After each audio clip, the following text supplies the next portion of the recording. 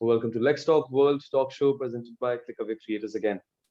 Today, we have Dr. Yasser Aboismail with us. Dr. Yasser is an international legal counsel and experienced leader who acts as a true business partner.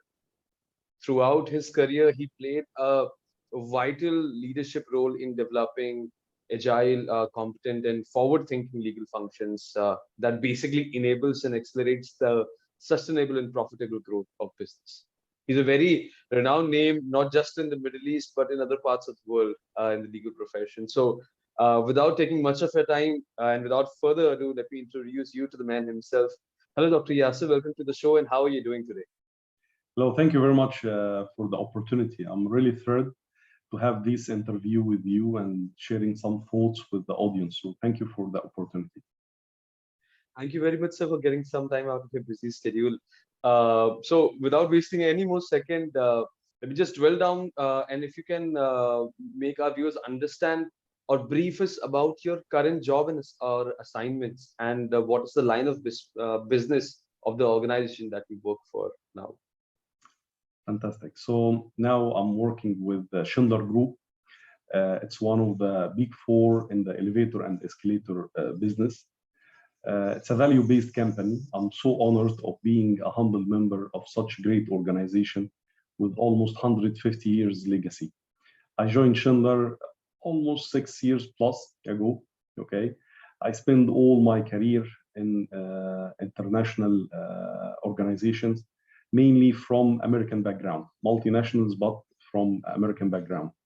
So joining Schindler, it was a big shift for me, right? Big shift in the culture, big shift in the ambition, that you can achieve with such a great family business company. I work with them now as the general counsel and head of compliance for Middle East, North Africa. Also, I'm leading the global function, compliance culture, and training. So in the first part of my job as the general counsel and head of compliance in Middle East, North Africa, I'm leading a team of 13 employees. I would always name them as my superheroes.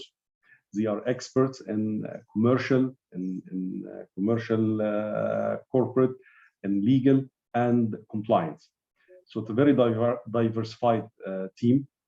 Superheroes because it's all about the passion that they are putting to empower the business every day, right? Their ability to transform the culture of the company in a seamless way, without making any noise, in a very positive way, in a way that anyone can relate to and can feel that there is some added value from interacting with such amazing team.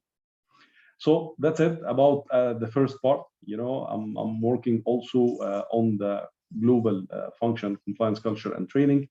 I'm responsible of supporting my colleagues in the compliance family across the world to develop and to sustain our compliance culture and to raise the awareness of our business colleagues around the world about the necessary compliance knowledge that they need to take care of during their daily activities. That's very good to know, sir. And you have been instrumental in developing the right legal framework for businesses in your current organization, as well as others in the Middle East region, if I talk about. How have you been able to create this coveted role for yourself as not only a widely respected global legal professional, I would say, but also as a motivator and a mentor to a lot of legal professionals across the globe in a wide variety? No, thank you very much for this question. Believe it or not, I received a similar question in a management team meeting in my company, because they saw that the experience and the story that we have, something nice. They would like to replicate it across other functions. So, which is an indication that, by getting such a question from the business management, means that they see really the value. And the value, I think it's the key word and the buzzword that I would have at the center of answering this question, creating value.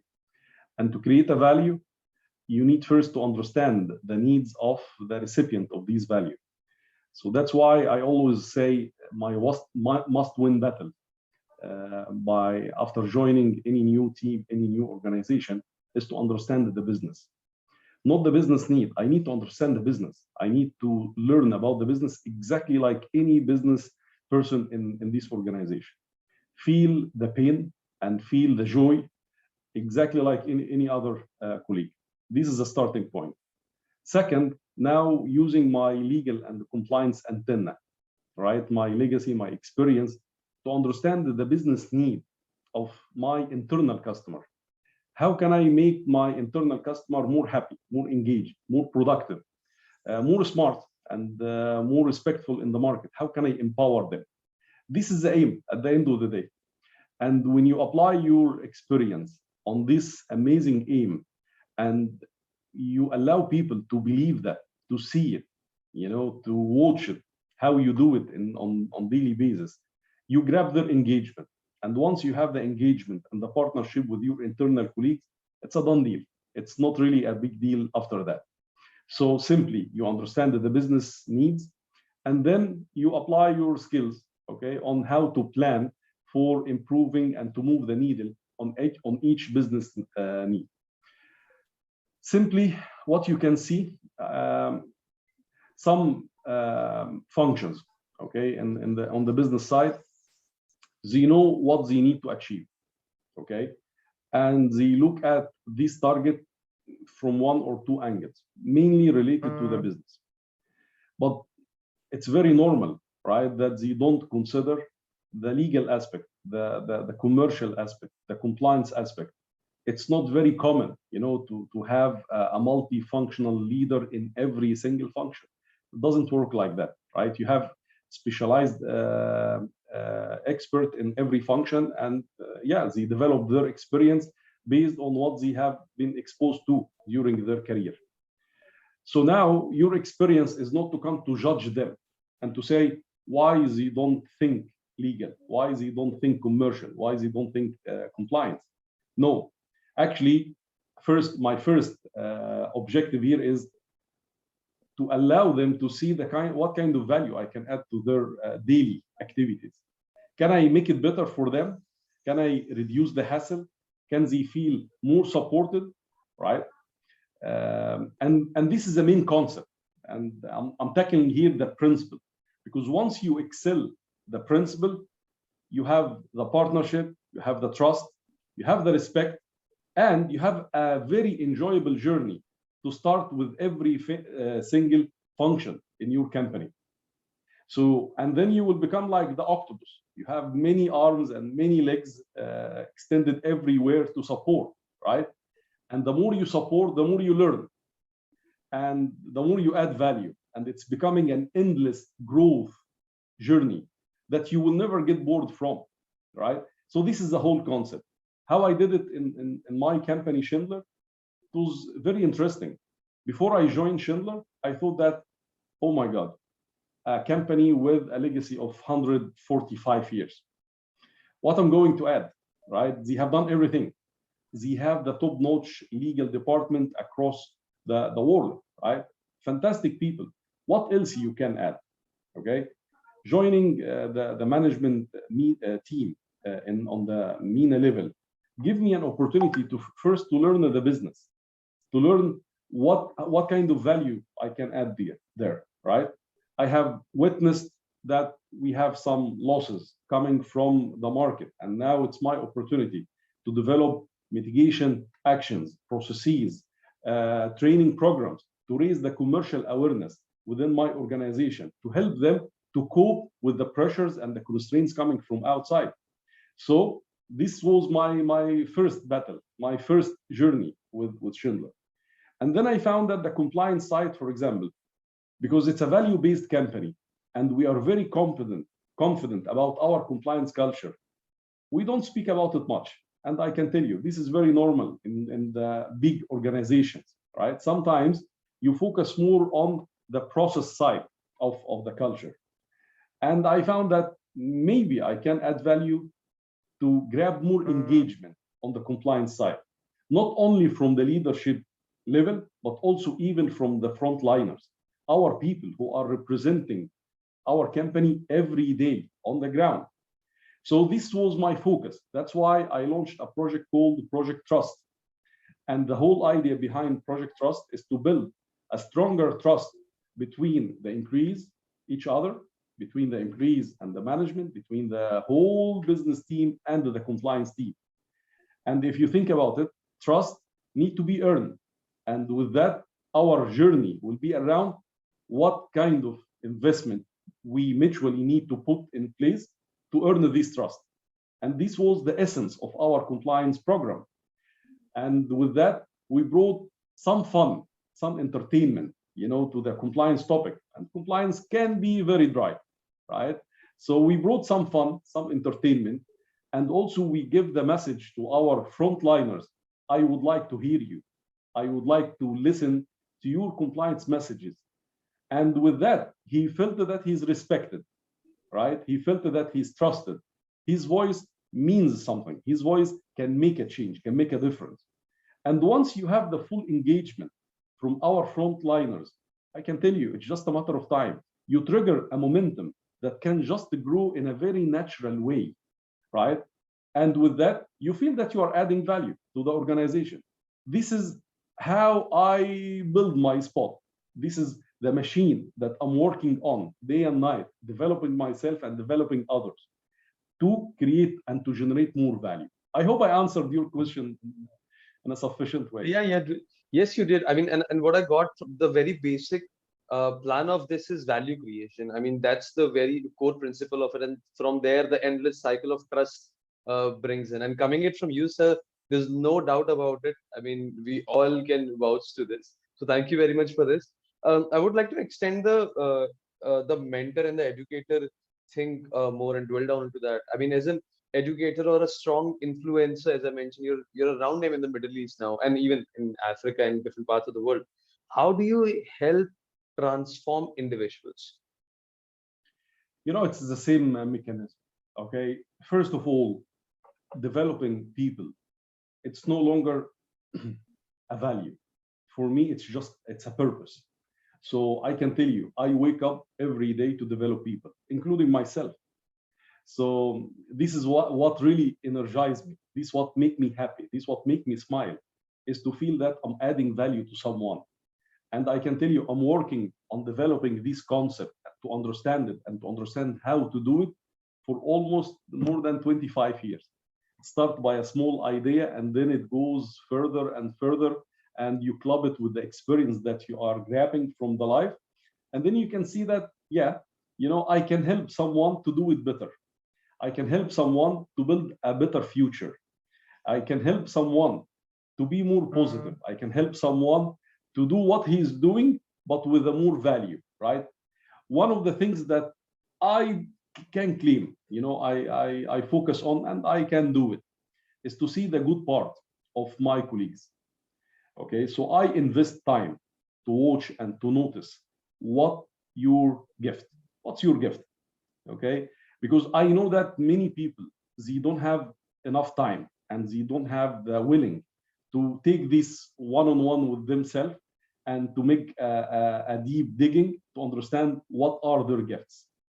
So once you know the gift of people, and I can tell you, no one is not gifted. Everyone is gifted, right? So once you do that, this becomes really the best gift that you give to this person. But the next step will not be just to leave him to manage that. No, I think thinking loudly with him about how he can take this further, how he can develop this gift to become really a productive tool to help others and to generate value, then it works perfectly. So to develop people, to influence people, I think you will need to touch their heart and touch their mind by showing them and demonstrating to them that there is something in it for them to listen to you. By listening to you, by cooperating with you, by following your advices, they will become better and they will be able to generate more value. This is what I'm focusing on. So for example, I'll give you a practical example. On the commercial side, I spend my career training sales organizations, okay, how to review contracts, how to develop contracts. And it's very evident that when you focus on the theory part of the training, no one would listen to you, right? Even if they listen to you and they believe that what you are saying is correct, I need to discuss the liability piece, I need to discuss the penalties piece, amazing. But it just doesn't stick to their mind. Why? Because those people, they live huge conflicts every day. Battling with customers, battling with opportunities, try to get better market share. It's a huge pain, right, that they have to handle every day. And then you expect them to listen to a theoretical advice about, yeah, you have to negotiate that. So simply, people would have a more tendency to say that it's just a contract. I need to sign it to move ahead. But they don't see really the value of having a balanced and strong contract, right? They don't think about what could happen in 2 years from now, right? Do you think I will need to open this contract one day? It will not come to their mind. So my role here, not as a lawyer, not as a legal trainer, as a people developer, is first of all to show them what's in it for them to consider the legal advices, why it's important to each of them, not only to the company, not only to the target, why it would be much better for you to have a balanced contract. For example, sleeping well, because if you don't have a balanced contract, what will happen? You will have more firefighting. You will be under big pressure to execute this project in the future. And if the fulfillment team couldn't do the right job by fulfilling the unbalanced contract, what will happen? You will not be able to sell again. And with that, you are making your life much difficult. So today, I'm helping you to add value, not only to the company, but to yourself, to your family, to become a more rounded leader, to become a more competent business leader, who not only excel in the sales piece, but also in the surrounding skills that would really add more value. And when you help him to apply that, so it's not about just training. No, I'm going to make a hand holding. I'm going to go through the journey with you to show you how to do it once, twice, 3 times, 5 times. And every time you will see that the needle is moving 1%, 2%. And I'm not judging. I have all the time. I have all the patience. Why? Because I respect the people that I'm dealing with. I respect that it's not easy to change culture. It's not easy to apply knowledge.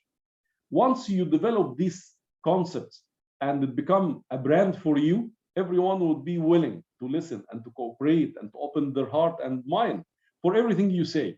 And then you become influencer, not because you say something nice, because you can help people to apply this.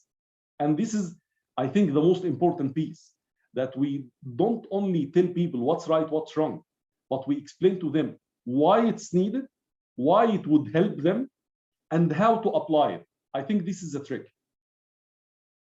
I mean, this is a very beautiful angle, and so far this has been a very eye-opening conversation. I mean, not just for legal professionals, I would say, but for anyone who's really watching this, will watch the session.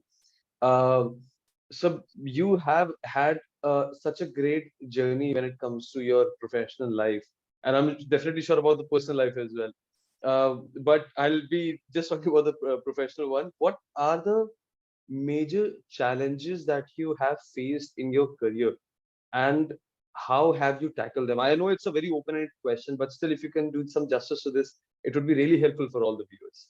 Absolutely, absolutely. I'll tell you, I wanted to be a lawyer when I was 13 years old. I love law. Okay. I know it can be odd, but this is who I am. I love, even when I was playing games and whatever, like any kid, I was very interested to learn about the rule of the game and to master it. I always believed that if you know the law, if you know the rules, you become the best player on the table. Okay. And it get developed after that, because I combined my passion about the law to my passion to the business. So it's not here about any law. I would like to be a business lawyer, right? So this what really shaped my culture. When I started my career, I wanted really to be a defender of justice, someone who can really apply justice. But now you need to combine everything together. So this was a challenge, right? But by moving to the in-house business and the in-house roles, I found my spot. It was very difficult at the beginning, I can tell you. I remember my first 6 months with Pepsi. I went to my manager and I told her, I'm sure that I am not in the right place. I feel bored, right? The people, they come to me asking for my help just to get the money out or to receive money. So they don't see really that my service is the core of their business. She told me, yeah, but which is true. It's your service is not the core. We are here all to do business, not to do legal, like the law firm. And this was the first shock for me. And then she started to educate me about being a business partner. This term became really the key pillar of my career for the following 18 years. Being a business partner, what does it mean? And then I decided at that time to give myself a couple of weeks training in the marketing team of Pepsi. And now you can understand what kind of knowledge you can get in such a great organization and in such a great and creative function. The knowledge I got in these 2 weeks was a great eye-opener. And I'm still trying to develop and to grab what I processed 18 years ago, right? So being a business partner, it's becoming the challenge. Means that you need to feel the pain without jeopardizing your independence. Because if you are too close to your internal customer / the patient, you will not be able to help, right? So you will need to find this equation between feeling the pain, having the compassion and the empathy with your internal customer, so you can show some ownership when you deal with him or her. And at the same time, keeping your independence and your objectivity and having the courage to say no whenever it's needed. Not just to say no, but to help. Because no, I'm hired, I'm trusted by the shareholders, by the management to say no in the right situation. This is a big challenge for any lawyer that try to find a career in the in-house area. Why? Because you are not just responsible for giving the legal advice, but also you see how it's being implemented, right? So this is a big challenge. Second challenge, which was amazing challenge and became an addiction for me, developing legal functions from scratch. I was gifted to be always as an early comer, or sometimes the first one to come to law functions in organizations, right? Throughout my career, I was whether an early comer or the first one to come. And with that, you get the first pain, the pain of a business leader to tell you, thank you very much. I'm sure that you are so valuable. Stay in your office. I'll come to you when I need something. This is a disaster. It's not easy at all to hear it, right? As a lawyer, because now everything is questioned. And okay, should I kill my ambition, right? To learn more and to add more value, or what I should do? So finding your own way, first of all, to understand those business leaders coming from where, right? They definitely not acting in a bad faith, but they don't know what kind of value you are adding. They are busy. And now it became my responsibility first to understand the business and to learn about their business needs and to sell my service. I need to market. I need to promote my service to them. I need to show them, can you just check this? Can you taste this service? I'm sure that you would not regret, right? So I became a salesperson in the legal function, right? And then step by step, you need to develop this addiction. You need to increase it. You need to show the value. And sometimes you need to put part of yourself. Why? Because you are building your business, all right? You are establishing your presence in the organization. And then you can see that after a few times, the business leader start to believe that, yes, he can add value. Second, actually, it would be much better that I engage him early. Third, no, actually, I would love to discuss even non-legal stuff with him. Why? Because he gave me a different perspective, right? The more you do that, the more you learn, the more you develop yourself, right? And you enjoy. And this challenge, it becomes the best opportunity ever that you have.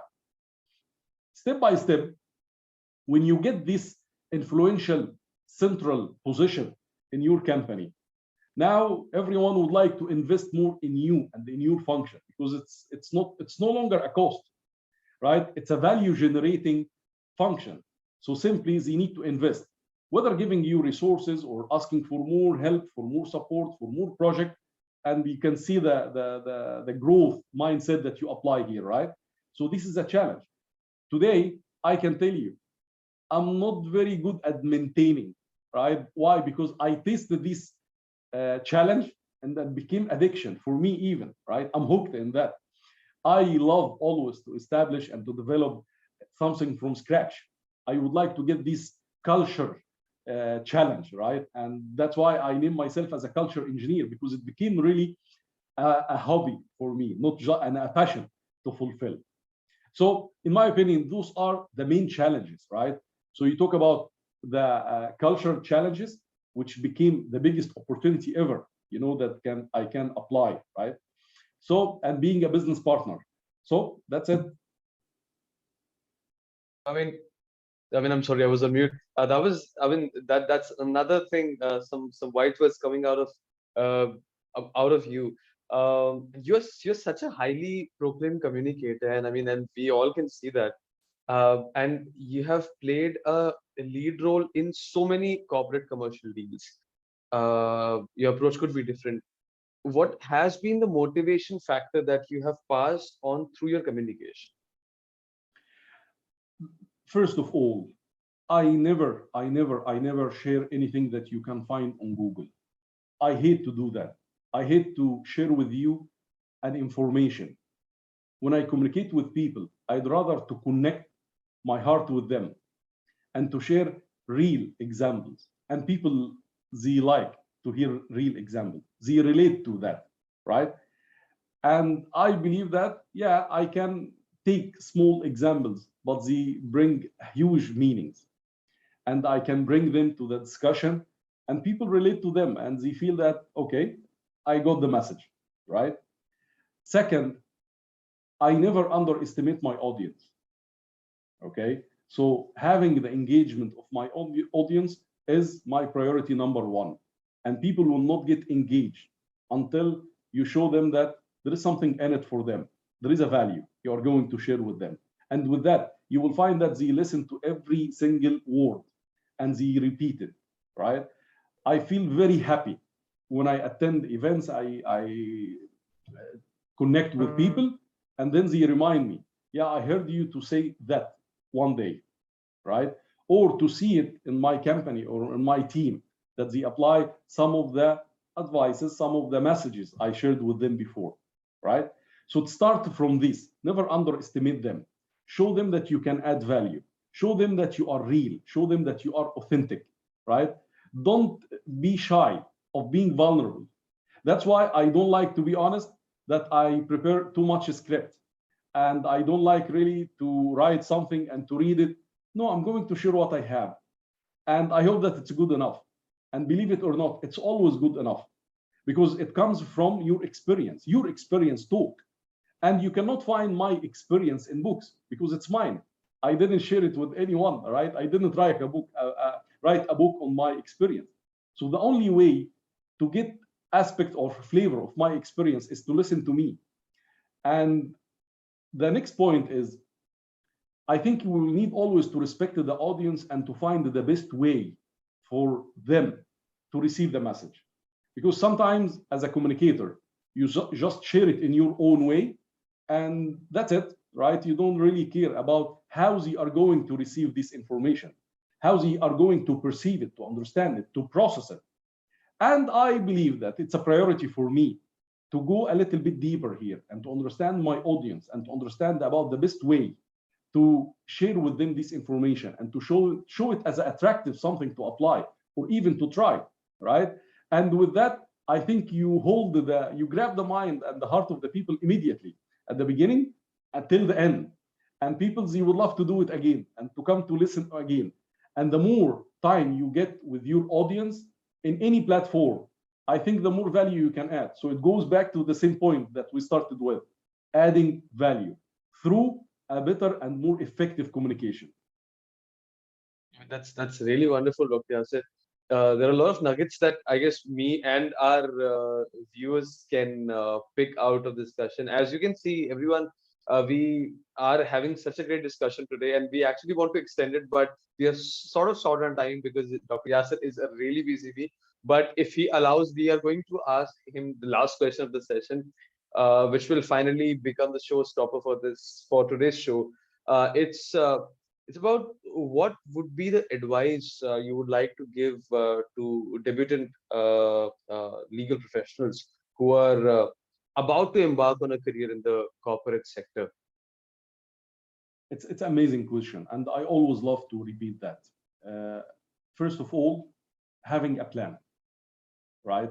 It's very important. You own your own development. No one can give you the development you as a favor. No one. You own it, and you have to earn it, and you have to convince every single person that pass by your journey to support and to give a hand by showing that I am a good investment opportunity. Would you like to invest in me? I think this is the starting point. So you need to understand your gifts, your skills, and you need to understand those gifts can add which value within which community, and to put a plan behind, right? How you are going to take yourself from this point to this point, how you are going to, you cannot achieve it by yourself alone, right? You need always resources, and those resources outside. So now you became the project. This would be my first up. I am the project. I am the investment opportunity. And I need to sell myself. I need to promote my investment opportunity to others to support me. Support me by time, by mentoring, by guidance, by feedback, by care, right? By promoting my work, by taking me from a position to another, by hiring me, by giving me a stage to send messages and to receive learnings. This is the investment that we are talking about, right? Having a plan, I can tell you, it's very important. And our plans always high level. It's never detailed enough, I can tell you. I need the plan to be detailed to the level that I can see it, I can visualize it, I can think in my brain that it's deja vu. I saw exactly every step. Not only that, I lived it. Live your plan. Live it. Live your plan to the level that it's all about capturing, extending your arm to hold your dream. If you really excel this, first of all, you have an endless self-motivation source. Yes, you will face experiences, challenges, obstacles, negative vibes, but I can tell you, it will not really take you down. The more challenges you face with this spirit, it will become more energy, a stronger momentum that you are building around yourself. The more legacy you develop, it will take you even more in the front, right? It will take you further. And with that, you just keep a sustainable growth journey for yourself. If you focus on that and keeping your eye on the value that you are adding and being very sensitive to measure this value, being very sensitive, using a very nice scale, to see what kind of value I have added today, how many person I helped today, right? I think this is very important advice. I can speak for hours about that, but I think if we can just focus on those few points, that would be an amazing start. I mean, now you heard what a legal leader has to say about making a big mark in the corporate sector as a lawyer. So you have all the good points, I believe, for all the young lawyers. And Dr. Yasser, it was a pleasure having this discussion with you. We really enjoyed it again for the second time. And we look forward to having such great chat with you again in the future on some other trending topics in the international legal industry. Thank you very much for joining us for the day. Hope you enjoyed this session. Thank you very much, Sahar. It was a pleasure. I really enjoyed the time. I think you triggered me to speak really from my heart. It wasn't too difficult for you. So thank you very much for giving me the stage. And I hope, that whoever will listen to this message will see something in it for him or her. And this would be the maximum aim I would get out of this, or the maximum reward I would get out of this initiative. Thank you very much for sponsoring this initiative, and please keep doing that. It's very important for everyone. Thank you. Thank you, sir. Thank you very much for your kind words. And for our viewers, If you like this chat, which I'm sure that you did, I want you to like this video, to share this video, and click on that red button to subscribe to Click Away Creators YouTube channel, to appreciate what we do. And you have more coming in from legal industry leaders like Dr. Yasser Aboismail himself. This was Sagar for LexTalk, signing off.